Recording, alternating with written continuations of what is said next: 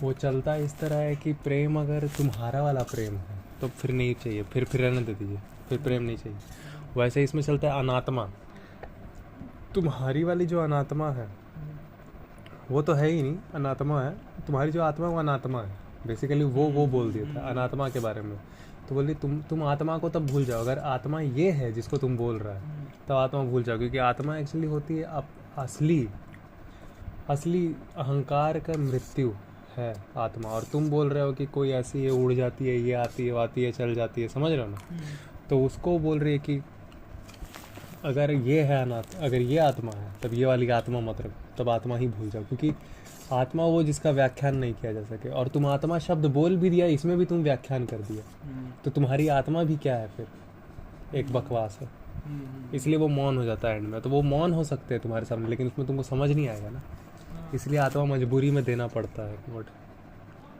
तो इसी तो आप बुद्ध कुछ इस स्टाइल में बोलते हैं हमेशा कि आत्मा अगर वो है, आत्मा जिसका मीनिंग रॉन्ग है, तो फिर वो आत्मा भी नहीं चाहिए।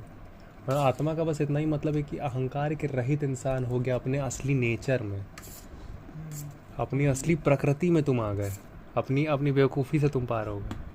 वही बात वेदांत बोलते हैं, वही बात तुम्हारे आदि शंकराचार्य बोलते हैं।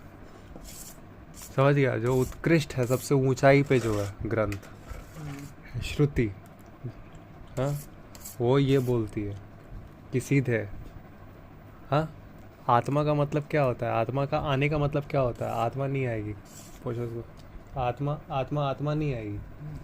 अहंकार वाली जो बेवकूफ़ी है वो जैसे कट गया तो तुम अपने प्रकृति में आ गया। तो तुमको जीना है इंसान की, हर एक लोग अपनी अपनी प्रकृति में जी रहा है।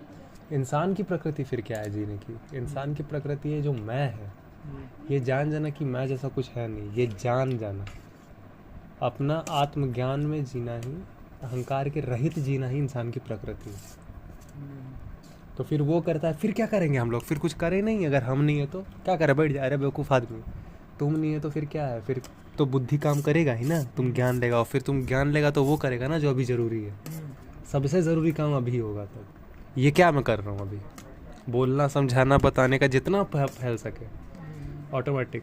और तुम जान जाएगा, क्योंकि यही जानने के कारण, खुद को जानने के कारण ये काम निकल रहा ऑटोमेटिक। फिर बोलता है खुद को जानो, संसार को जानो, और फिर देखो क्या ज़रूरी है। फिर तुम नहीं सोचते हो, फिर प्रज्ञान काम करता है, ज्ञान, शक्ति, जानने की ताकत।